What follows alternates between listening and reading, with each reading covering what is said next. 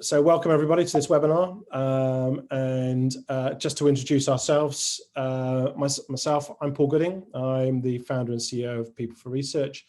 I've been involved in market research and user research for about 30 years now. I'm joined by Maria, who's our head of marketing and data protection, and Cathryn, who is our project manager and also our accessibility ambassador. And then lastly, Vicky Karran, who is our Insights Data Analyst. Just to give you an overview of what we're going to go through today. So we've been running a survey with our participants, our community as we call it, and we've been running these periodically now since April. It started to gain insight about what people's thoughts were during COVID and the lockdown, and we've developed this into further data. So we're going to, with this last one was focused on the thoughts and the kind of from a participant's perspective in taking part in research and what works for them, what doesn't. And Vicky's going to share that with you. Then next up, Maria's going to take you back some feedback from some user researchers and UX professionals and from their perspective about running remote sessions. And then Cathryn's going to talk to you about making remote research accessible, being our accessibility ambassador. She's going to talk you through some of the experiences that she has with our accessibility participants and some advice and some great insights on how to make those run smoothly for you. We're going to allow some time for questions at the end. If you can use the Q&A function within the Zoom webinar, and we will pick those up and we'll answer as many of those we can as we go through. Without further ado, I shall hand over to Vicky. Thanks, Paul. So as you mentioned, I'm going to take you through some of the insights we gained from the participants and give you a bit of a steer on what they'd like to see from remote research. Next slide, please. So firstly, I just want to give you a quick overview of the study itself and set the scene for this. So I'm going to quickly cover why, how, and the results. In terms of why, some of you are already aware, we've actually been running these surveys throughout the pandemic. This is our 7th iteration. Now, we've been following the political and COVID climate, which I appreciate is rapidly changing, to help steer the designs of this. We want to make sure that the data we're capturing is relevant, topical, and of interest to both our clients and community. The how, so in terms of the questions themselves, they're actually a combination of closed and probing questions. The reason behind it is we want to be able to easily quantify patterns of behaviour, but we also want to get a bit of a flavour for the motivators and a bit of depth behind our findings. In terms of the response itself, so we average on around 2,500 responses, and to give you some context, this is a representative sample size of the wider population. So within that, you're going to get a healthy sample of ethnicities, life stage, employment status, and geographic spread. The results explore areas such as attendance to research, motivations, inclination to take part, any barriers, and how we as researchers and recruiters can actually improve the experience. As Paul mentioned, you will be able to access the full results at the end of this. We will circulate that. So if you do want to delve a little bit deeper, you're more than welcome to. Next slide, please. So first, let's just look at the current landscape that we're working with. Are people actually taking part right now? So we found that just under 1 in 3, so 30% of people have taken part in some form of research since the beginning of March. Now, as I'm sure you can expect, a large portion of these were run in a moderated way online at 64%, and then 40% were unmoderated tasks. So that's your tree jacks, card sorts, surveys, etc. We did actually find, interestingly enough, that a small portion had taken part in a face-to-face research session at just under 7%. It is worth mentioning that things like medical trials would sit within that, and there are some sort of product testing, things like that, where you would have to do them face-to-face, so it does make sense. Next slide, please. So the resounding theme is there is appetite to take part in research if researchers are ready. So 9 in 10 people have said they're motivated to take part right now. There are a couple of potential reasons for this. So we have to bear in mind that now things are remote. We are actually including people in remote areas of the country that otherwise actually might not have been able to take part purely because they're not close to a large town or city, or they don't have good transport links. The other thing is that really there was a resounding finding that participants had a positive experience taking part in remote research, so the chances are they were quite open to take part in it again. The other thing is, a couple of things that are quite appealing is there aren't any travel or parking costs, obviously, with taking part in remote research. They can do it from the comfort of their own home. Now, despite that, there are a couple of things that we need to be mindful of. There are some barriers, some obstacles to certain participants taking part. So we kind of delved a little bit deeper into that. The biggest one was actually time. Now, you might think that's quite difficult to address, given we can't make more time, but actually, there are a couple of things that we can do to help here around flexibility, and I will make some recommendations a bit further on. But it does make sense, even though most of us aren't leaving the house a great deal, the restrictions do mean that people don't have childcare, for example. People might have been doing homeschooling. People like key workers, doctors, nurses, for example, they'll have all found themselves with substantially less time. Now, the second one is actually data privacy. And the fact is that's probably come from a place where people weren't familiar with platforms like Zoom or Teams before COVID. A large portion of the population just weren't using it. Now, 7% actually said they wouldn't get involved in research if they needed to use technology. So we're actually talking about nearly 1 in 10 people saying they wouldn't take part on that basis alone. There are varying reasons for this. One of the key ones is actually access needs. Cathryn, who we mentioned earlier, will talk through that in a bit further detail down the line. And the other thing is connectivity or Wi-Fi issues. So just from experience, I know that if a participant is having trouble getting connected when they start their session, it does kind of set the tone from them being slightly stressed during that hour talking to the researcher. So it's really important that we try and get them ready and prepared ahead of time so they're going in and they feel confident and comfortable taking part. Next slide, please. So the other thing is access to technology. So it's not just that people might not feel comfortable online, it's actually that they might not have the basic access to be able to take part.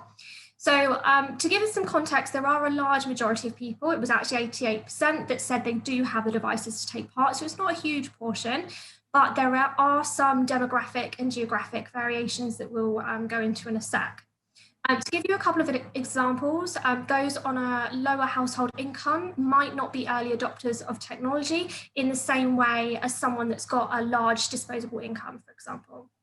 There's also some research that suggests there's a connection between deprivation and levels of digital literacy. So again, we need to be mindful of any inherent bias if we're running research in a remote way based on the tech you need. So just moving on to the regional variations now. They're really interesting. They vary from changes in confidence levels, concerns on security, overall savviness, and these actually might be connected to localized variations of things like household income, for example, severity of lockdown. So Wales actually mentioned that they had Zoom fatigue more than any other area, and it might be because they were one of the first areas to go into their secondary lockdown. Nearly 15% of people in the Northeast felt that they might not have access to the right technology or are potentially worried that the session might be too complex for them to take part. Comparative to London, which you may well expect, consider themselves the most tech savvy in the country, with only 5% saying that they would actually struggle to have the right tech to take part. Interestingly, nearly 9% of those in Scotland actually worry about cybersecurity, and 12% in the Southwest and East have concerns about data privacy. Now, I do just want to give this a little bit of context. Whilst there are some concerns and some obstacles for participants, they do generally find these sessions successful. So it was over 70% of people had found research run in this way had either been very or successful, and only 1% of people had said that they had an unsuccessful experience with a video conferencing tool. Next slide, please. So there were also a couple of variations by profile. Some of the key ones that we looked into were gender and age. Now, we actually found that women were most inclined to take part in research, although they were also the same group that experienced the most time constraints. Now, this group were also 10% more likely to want a detailed explanation on the technology that they needed to take part.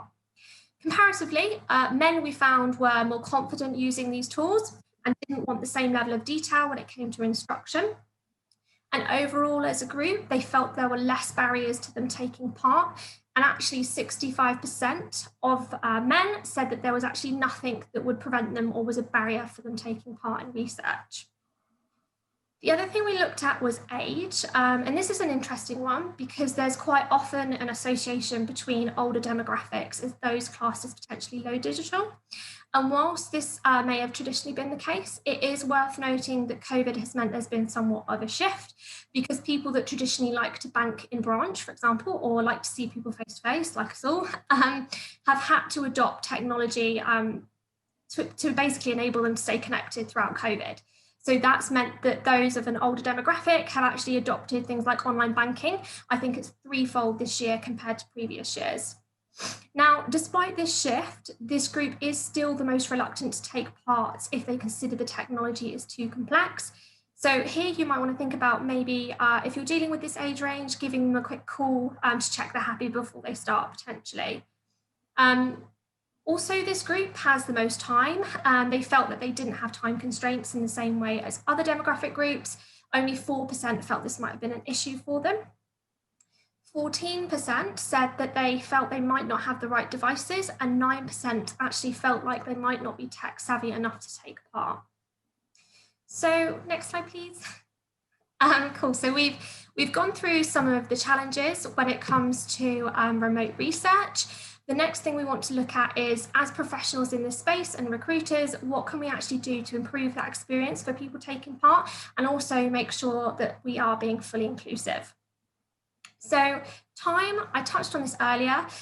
Whilst it might seem like a really difficult one, it's actually quite straightforward. It's just about being flexible. And it's also about being mindful of your audience. So for example, are you dealing with teachers? Are they going to be in class or virtual class all day? Are you looking to speak to delivery drivers? Are they going to have sporadic hours? Are you going to be dealing with key workers? It might be you're going to have to be very flexible around their schedule. The next one is better communication.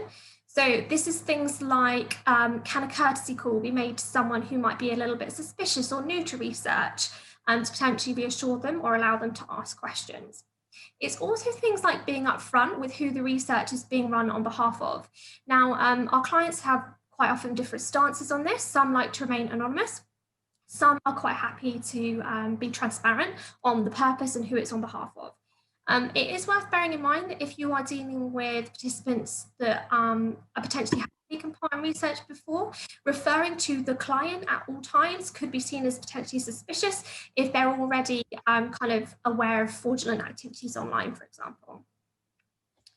The next one is information. So again, this is a bit of a balance. We want to ensure participants are coming to your research in an impartial and unbiased way. We don't want them doing any research ahead of time. But it's also about, can we be transparent? Can we make them feel confident and comfortable taking part? Do they know enough that they're not going to be sort of sat there really nervous ahead of their session starting? Now, instructions, I think this is just thinking outside the box, really. I've actually had a client recently that's put together video instructions where she's had a video of herself basically introducing the research and introducing herself. And it's actually put a lot of my participants at ease. They feel really comfortable. It's a friendly face and it's potentially less intimidating. The other thing on instructions is just making sure you've covered kind of all nuances of the platform you're using. Is there a specific browser they have to use? Is there a make and model of their phone? It's just making sure we give as much instruction up front as we can. And the final thing is impact of their feedback. So people want to know what they're contributing towards. It's really important to give them that feel-good factor. The incentive really isn't everything. There's lots of causes that participants are particularly passionate about.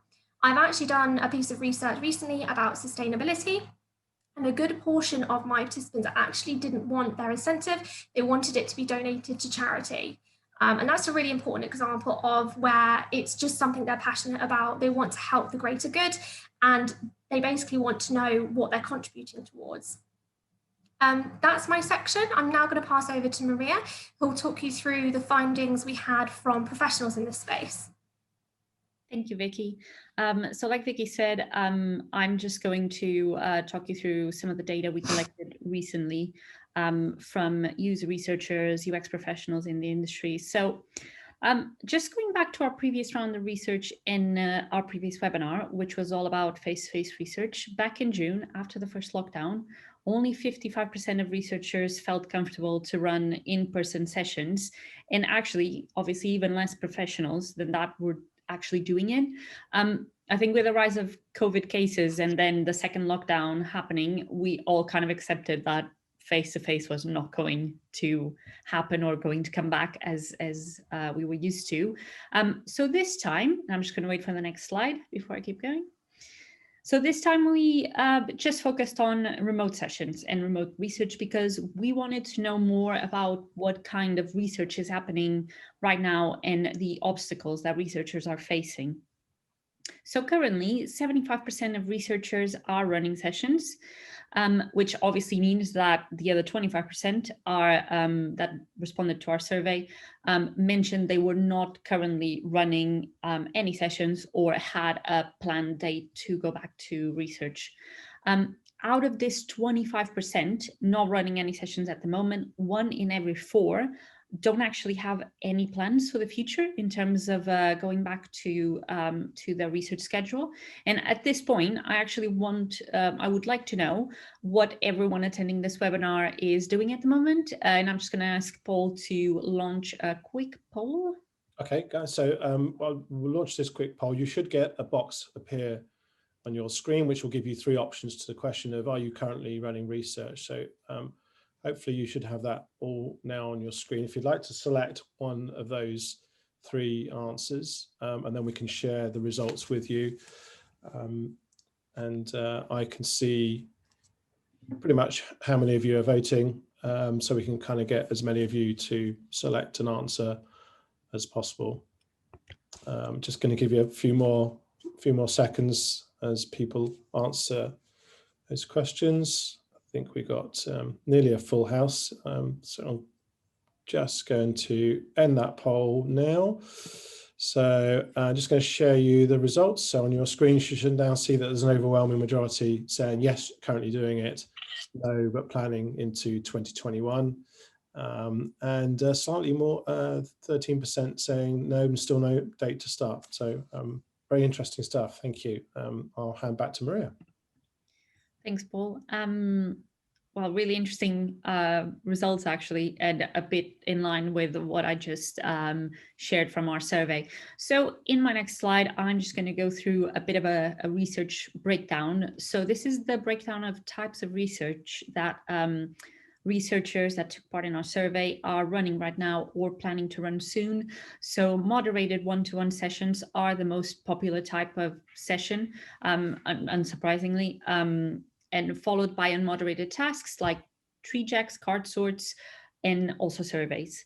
Out of this mix, we know that almost 40% of professionals, and that is quite a big number, are currently running or looking into running accessibility related testing or research, really positive. 1 in 4 are running these sessions across multiple countries. So there's quite a lot of admin involved potentially with different time zones, different incentives being processed in different currencies. And with Brexit on the horizon, we have 19% of researchers running or planning to run research about business processes or banking processes or research with business owners and senior professionals. At PFR, actually, we have noticed a massive increase in this topic of research that we recruit for. And we have been sourcing a lot of participants for B2B sessions. So yeah, talk to us if you do have any queries about this or you need advice to kick off your B2B research process, because we do have quite a lot of insight to share. So in terms of biggest obstacles for researchers, which is my next slide, thank you. We also asked to both researchers running research right now, planning to do so, and also not running any sessions, what the biggest obstacles are, and when they're thinking about running remote research. So 31% of researchers have concerns about technical requirements. 24% are concerned how to keep participants engaged during remote sessions, which is quite interesting because obviously there's not the social aspect of in-person research or being in the same room with a participant, breaking the ice with a small chat at the beginning. There's a concern of not establishing a connection, which is understandable. 22% don't feel like they have access to the right participants. This goes in line with what we found out in our first the round of research we did with UX professionals back in June, where this was one of the biggest challenges that the UX industry was facing. 20% have data privacy concerns, which is understandable because data protection is quite a complex subject, and it's not always easy to think about all the aspects of you're filming a participant. How do you get the consent for that? Can it be verbal? Do you need them to sign a consent form? How do you do that remotely? So not all participants will have access to a scanner and to DocuSign, for example. So there's quite a lot of very small but very important details to think about here. And also 20% of researchers don't feel like they have access to the right tools. This could be because for example, you don't have the budget to pay for a subscription. With Zoom, for example, you get sessions of 60 minutes that are free. However, if you want to run a 90-minute section, for example, you will have to pay for a subscription, which we understand not every company has the budget to pay for. I would just like to point out that only 2% of researchers actually mentioned that they don't feel like they have enough knowledge or experience to run remote sessions. So that's quite a small number of professionals, but still thought it would be useful to share with you. So now we're just going to look at a bit of how the industry trends evolved this year. It has been an eventful year, as everyone knows. How did we get to this stage where we are now? That's the question that we asked when we were organizing this webinar. So we did a lot of research work in our first, in preparation for our first webinar, where we looked at a lot of social media trends, a lot of web trends. We did a social listening exercise where we looked at about, probably 5,000 pieces of data through the social media tool we use. And we found that there has been a progression where the initial topics that everyone was talking about when lockdown and the pandemic started it was all about staying productive, adapting quickly. Everyone was not excited, but everyone was kind of nervous trying to adapt to this new normal. Sorry for using that expression. I think everyone's really tired of that. At the very beginning of lockdown, so that was the huge focus. It then kind of evolved into, can we replace all face-to-face with online research? It was a remote-only kind of mindset because we did have to adapt really quickly. Staying engaged and being engaging during your sessions. Also overcoming technical difficulties, and then managing little details like, how do I keep my prototypes confidential during a remote session? How do I make sure participants do not screenshot what I'm showing them? So very small details like that. I'm pleased to say we've always been able to find a solution for pretty much all the issues. So that's good. And I think the focus right now, and this is what we're seeing, is very much on accessibility, obviously in part to the new web accessibility rules that came into play a couple of months ago for public organizations, and that are going to carry through to 2021. But there's also a lot going on in terms of empathy and self-care. And I like to share this quote from Caitlin Chase that I found in the UX Collective publication on Medium. If you don't know it, I really recommend. Lots of really good content from lots of really good researchers from the industry. So we can find it on Medium, like I said. A really popular question at the beginning of the pandemic was around the ethics of running research during the first lockdown, where people were feeling quite emotional and we're all experiencing something really new. So research with our community of participants, and we have a lot of data published online in our coronavirus website, which we will share the link in the follow-up email so you can take a look. There's a lot of information about the mental health data we collected from our community. So 1 in every 4 people in the UK have felt the impact on their mental health of the pandemic, and close to 75% of the population, that's a lot of people, have felt some level of anxiety throughout these last few months, especially at the beginning in March, April, May, when we were still getting used to what was happening. I believe this partially explains the even bigger focus on empathy we have noticed recently. So right now, you have no idea what's going to trigger an emotional response from a participant. Testing a banking tool to manage savings, for example, it could trigger an emotional response from someone who recently lost their income and is not sure how they're going to keep their home. So there was also the question of biased data. Back in March, when we looked at all that data, we concluded that around 5% of researchers believed that all the results from their research at the beginning of the pandemic would be biased and influenced by the impact of COVID-19. We kind of, obviously, like I mentioned, had to accept that it wasn't going away. We had to keep going, had to keep researching and recruiting. So at this point, I would like to know your opinion, and I'm going to ask Paul to launch another poll about this topic.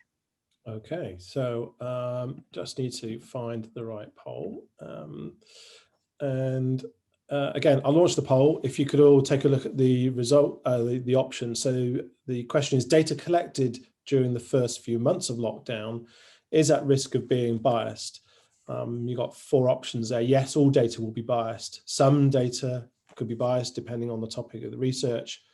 No, I don't agree, or I'm not sure, are our options there. So if you'd like to select one of those as one of your options, and then when you've all had your choice and selected on that poll, I shall share those results. And again, I think this is in context with what Maria said, is a discussion point that was going on within the user research community back earlier this year from the earlier couple of months of lockdown. So that's the context that this is framed in. I'm going to end the poll there, and then just going to share the results with you. So they should pop up on your screen. Again, very interesting results. And I dare say these, again, we will share the results of these polls in our follow-up email address. So Maria will give you some details about that. So, okay, thanks very much. Thank you, everyone. So my last slide is just a bit of advice on exercising empathy throughout the whole process. And this obviously includes the very early stages of research, recruitment, for example. So in the participants' minds, the recruitment stage and the research sessions are one single process, even if they're done by different organizations, which happens a lot with us. So keep in mind that the whole process has to be consistent, and just make sure that teams communicate or team members communicate between themselves. Everyone's up to date, the message is consistent, and you're sharing as much as you can with the participant.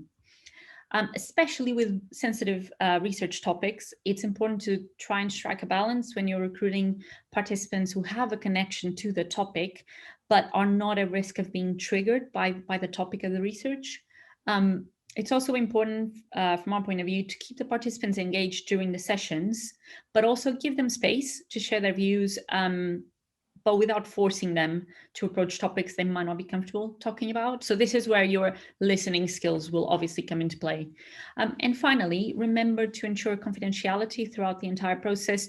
Like I was saying, I understand data protection, GDPR, it's quite a complex subject, a bit of a boring one, I understand, for some people as well. But if you do need any advice, feel free to come to us, because we do have specialized people in each topic that can help you. And thank you for listening. And I'm now going to hand over to Cathryn. Thanks, Maria. So as Paul mentioned, I'm our accessibility ambassador, and I work on a number of accessibility-based projects with clients. So at least 1 in 5 people in the UK have a long-term illness, impairment, or a disability, and many more have a temporary disability. So when able-bodied people think about disabilities, it can be easy to think about visual impairments or motor issues, and this can leave a lot of people out the research and testing loop. Next slide, please. So we spoke to Stephanie from our Accessibility Collective to find out her thoughts on navigating the online world. So Stephanie has dyscalculia, which is a disability that affects around 3 to 6% of the UK population. And people who suffer with dyscalculia have problems making sense of numbers and number concepts. Next slide, please. So in Stephanie's case, this includes a difficulty understanding how much something costs, understanding the labels on clothing, and in technology means that new and improved security on websites can be near impossible to negotiate without the help of her housemates. So Stephanie relies on a whole host of accessibility software, depending on the task that's at hand, and there's no one software that absolutely matches her needs 100%. So here on the slide, you can see a little summary of Stephanie's profile, and that's available to view on our collective. So yeah, if you'd like to know any more information about our Accessibility Collective and the participants within this who signed up to take part in research, we can send you a link in the follow-up email. Next slide, please.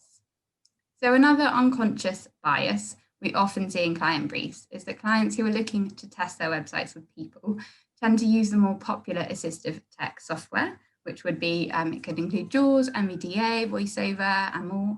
But it can be easy to forget about those who struggle through without using any assistive technology at all. It could be because they don't want to, they can't afford it, or they simply don't know it's out there. So we sent out a survey to our database relating to the technology that people with accessibility requirements use. And according to the results collected, 10% of those who have an accessibility need don't actually use any assistive tech at all. And yet a lot of those within this group found that they have difficulty with print sizing, content layout, and typing or hearing. Next slide, please. So Vicky mentioned the main obstacles that would stop participants from taking part in remote research earlier. Within this participant survey, we asked people if they could think of other obstacles besides the ones that we listed that would stop them taking part in paid research projects.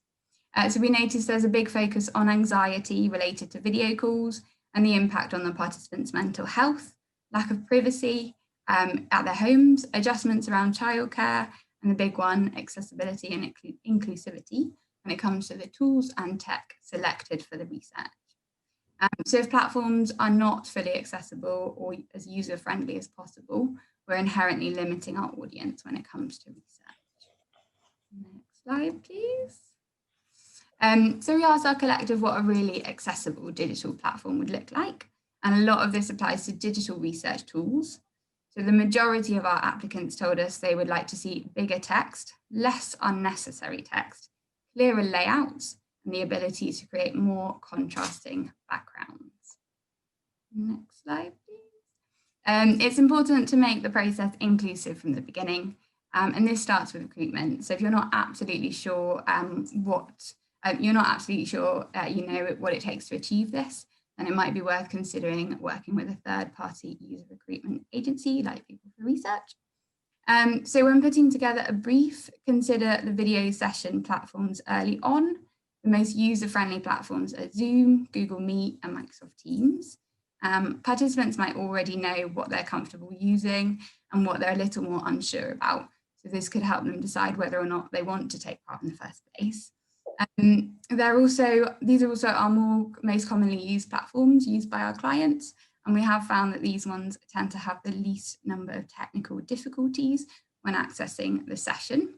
It's also important to think about how your consent forms will be viewed by the participants. Will you be sharing a Word document, a PDF? Will it be an online survey? So consider that participants may not be able to open a consent form with ease, and verbal consent may be required for some people. Next slide, please. So if you're speaking with deaf participants, discuss how they will interact with the platform you're testing on following on from instructions or general discussion. They may be using inbuilt subtitle features available on Zoom, Google Meet, and Microsoft Teams, or they may have a translator with them. So it's important to build in time for the participant to understand the task before starting. So Similarly, you may find one person on the autism spectrum who would like a video call to be able to see body language when communicating, and another, as a previous quote suggested, who might not want a call at all. So find out the most comfortable way of conducting the sessions for that particular participant. A few other things to think about ahead of the sessions. So try to minimize downloading files or software required ahead of the sessions, just to keep things as straightforward as they can be. Share links with the participant or any supplier you're working with as soon as possible, just in case the participants need to then share that with the translator, or they just need to check that their software is compatible. And put yourselves in the shoes of the participant. Try turning on voiceover or talk back on your phone and just kind of see how you get on. So I now hand back to Paul. Great, thanks, Cathryn. Some great insights shared there by all three, and kind of this is our aim as a business and as a company within this sector, is to provide a bridge between participants and user researchers, and it's our role to engage in both sides of that community to facilitate and make an easier approach to facilitating research to happen. That is our belief that can drive better insights in that process. To talk about Vicky and the surveys that she's been running for us during the pandemic.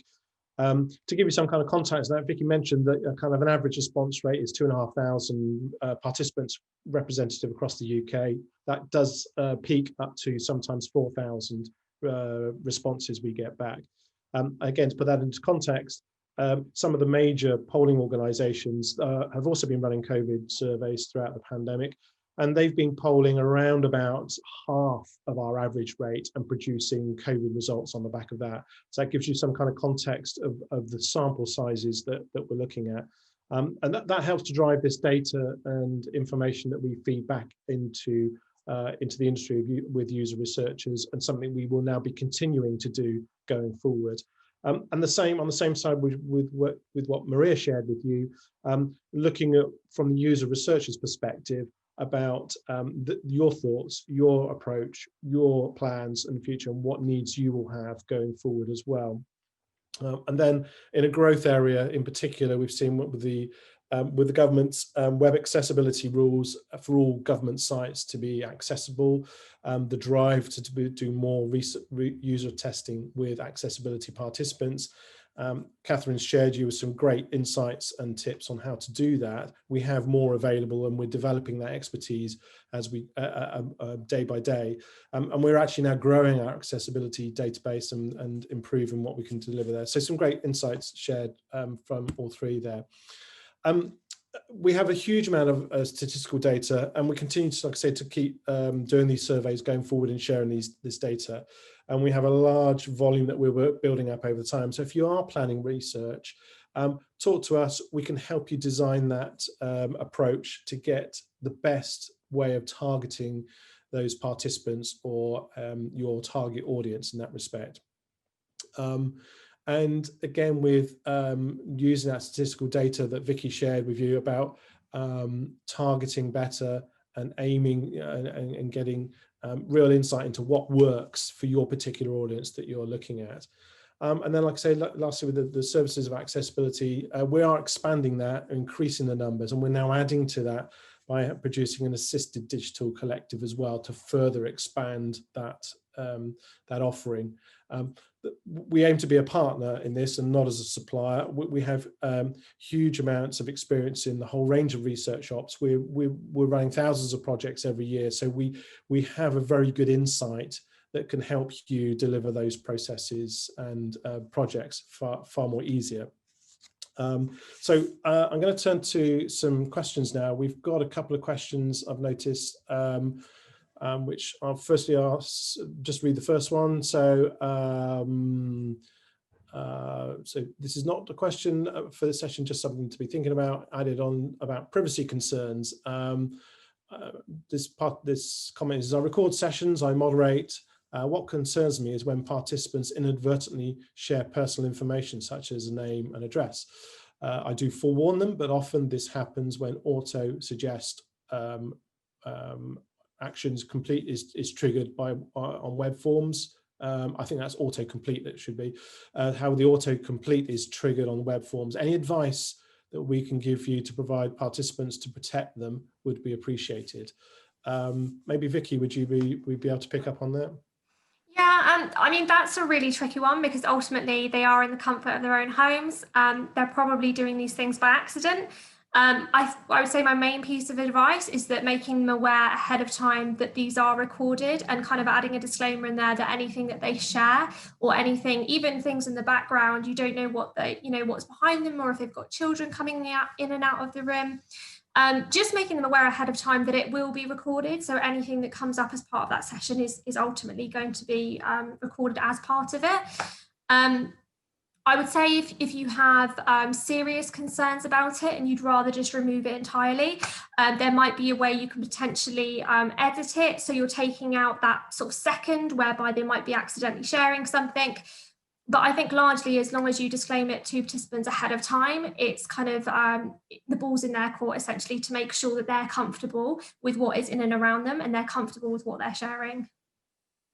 Can I just add to what Vicky said? So I think that's a really good point. And actually, when I read this question, it made me think of how many times this must happen now that all sessions are remote and people are doing these website testing, for example, sessions using their own devices, and how many auto-saved forms are popping up when you're testing a form for within a session.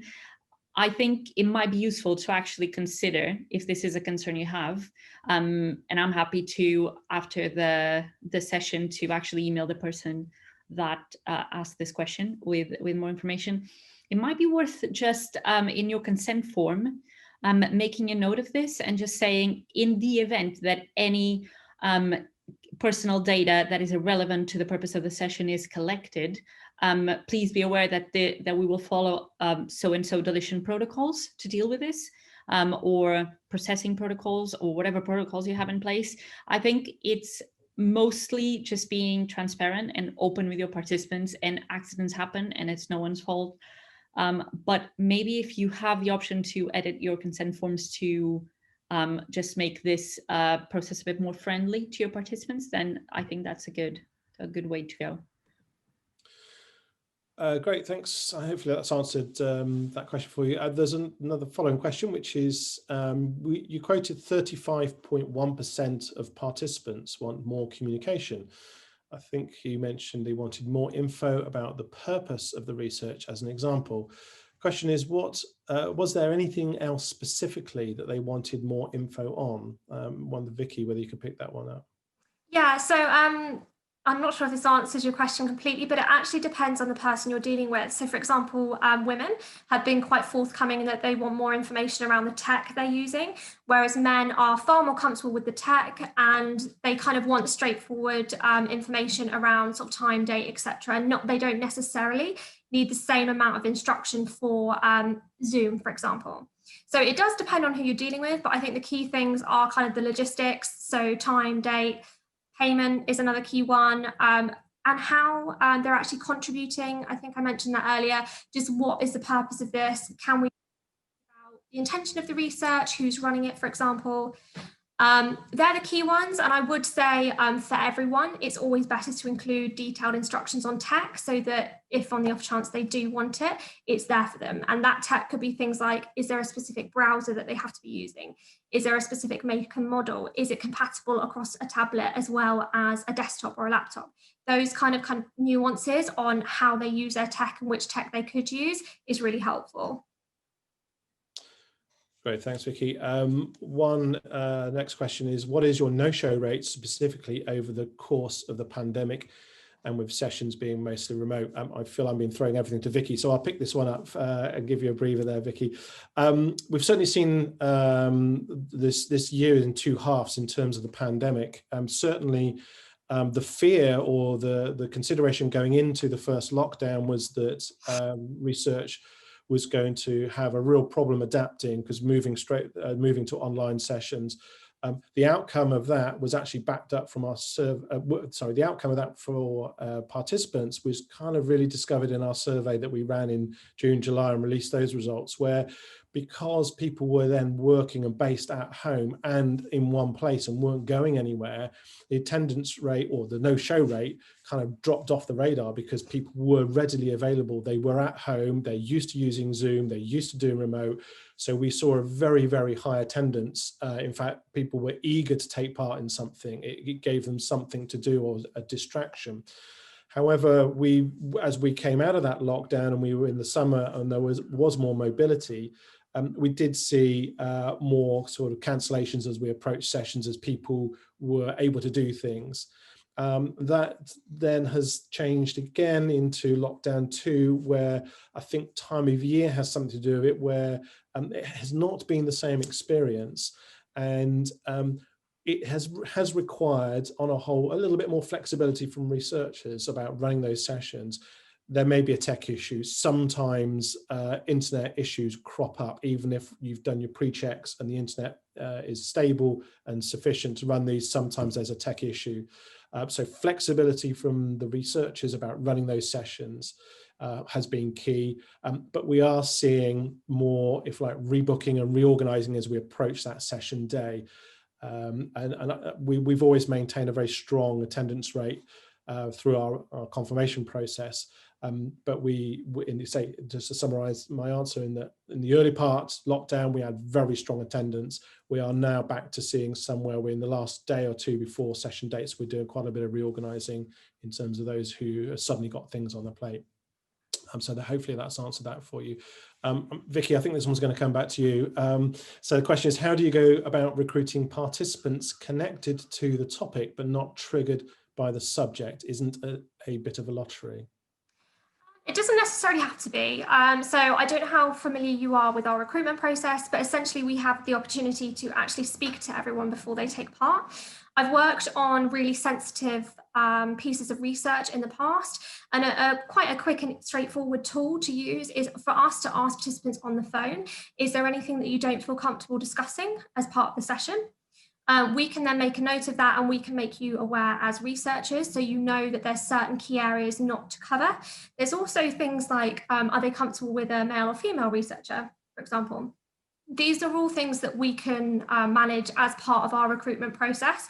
So that's quite a straightforward and easy one for us to do.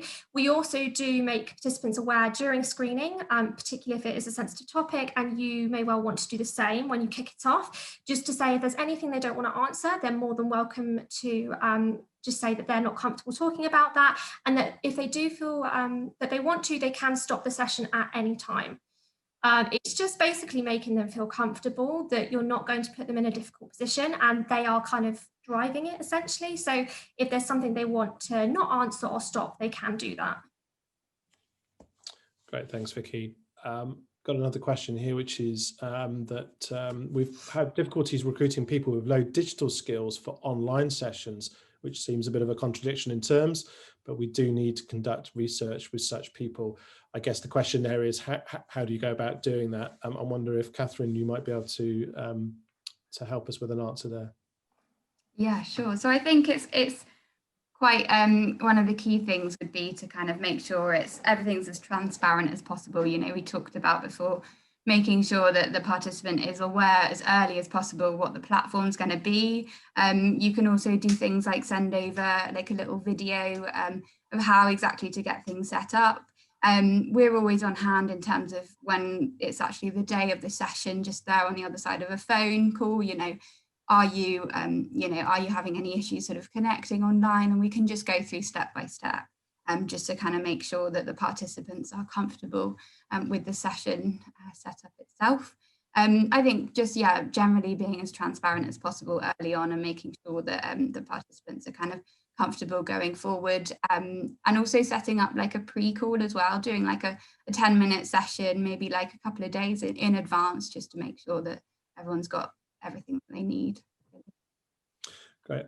Just to jump in quickly, sorry, Paul, very quickly on that. I had up unmoderated research, and one thing that I would say is that if you're looking to manage unmoderated research with someone that might not be as comfortable online, I would potentially consider having an initial phone call with them or doing their session in a moderated way, so that that the researcher or we can go through it with them, because I think that is where it gets tricky when it's unmoderated and they might not be that comfortable with the tech. I think just to add in that our last kind of tip on that respect, I guess, is we often run referral campaigns in reaching these non or low digital participants.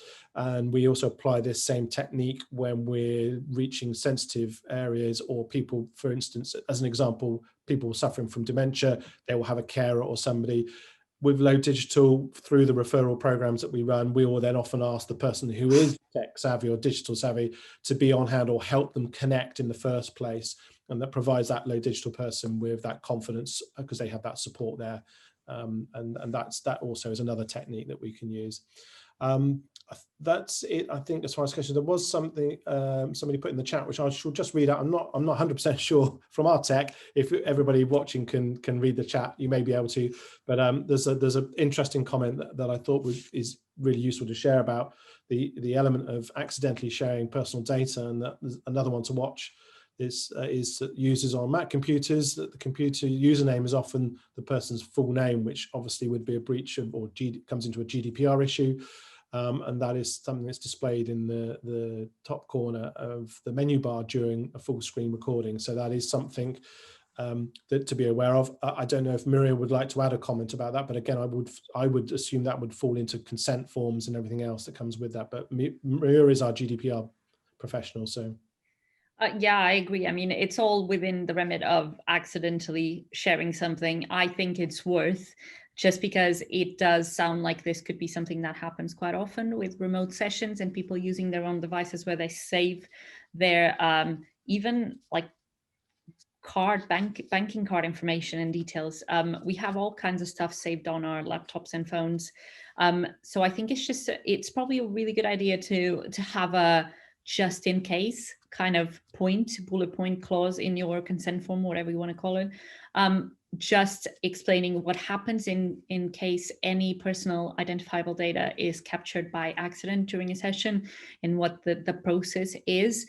I mean, this is a very, very niche kind of query in terms of GDPR, obviously. But I mean, accidents happen. I think as long as you operate in good faith and you think about the problems before they happen and work to prevent them, obviously, and you can show that, then that's as much as you can do in this kind of situation. I think we are continually amazed at what data participants will willingly and unwittingly give away, and it is our job and our role to be kind of like the custodians of that, and we're forever looking to make sure that we protect that data. But it's a never-ending task for that. So I think that's all the questions we've answered there. Paul, I don't know if you can see in the chat. There's a question at the very top from. Yes, sorry. Do apologize. Yes, I thought it was a really good one. So sorry, the question is, how do you mitigate the bias towards participants with good internet when doing remote research? I presume the bias towards picking those with good internet versus those that don't. Who would like to pick up on that one? I can somewhat help. So that's a difficult one. It's an interesting one. It's worth mentioning that you're not likely to exclude an entire area. So just to give you an example, me and Paul, we both live near the airport. My internet is pretty poor and his is excellent. So the chances are you're not going to be excluding large portions of people. It might just be that you have the odd one or two that has a connection issue to start, but I would be very surprised if it was to the extent where the session couldn't be run at all. The other thing that you might want to do, so if you're very much aware of this and it's something you want to address, is potentially consider doing that person's session on a different format. So can you call that individual, for example? Do you have to have video on, for example? Can you simply share screens instead? So there's various ways around it, but we did generally find that participants had very successful experiences running research using video tools. It was only 1% that had some degree of unsuccess.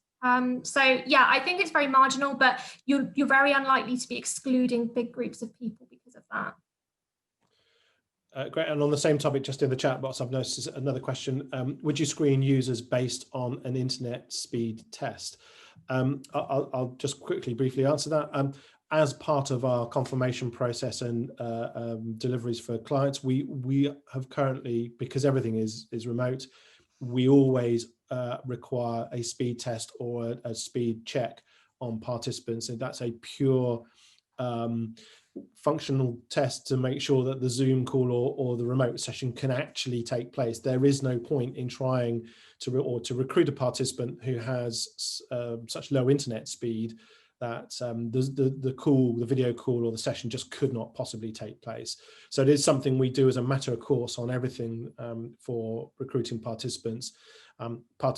We will ask them several questions about their internet speed, and if necessary, we will direct them to a broadband speed test and share those results with us. That's just part of our, if you like, due diligence when we are recruiting participants. So hopefully we have answered everything there now. And if we have missed anything, we will summarize these in our follow-up email. Just to thank you all for attending, and just to finally to close to say that we are planning on continuing to run these surveys. If there are questions and insights you would like us to focus on, please feed that back to us. We're more than willing to direct some of our questions in our survey to those areas that you want to find out more information about, and we will continue to share these sessions with you. Probably in the new year, we're going to be looking at returning to face-to-face. Big question we're getting asked a lot. Hopefully in the new year, with the rollout of the vaccine, we will get a clearer view on when that is likely or possible. Our current view is at least not until spring at the very earliest, but as it has always been, a very fast-moving situation, so we will update our clients and everybody else in due course. So thanks very much, and thank you for attending, and we shall be in touch with a follow-up email shortly. Thank you very much.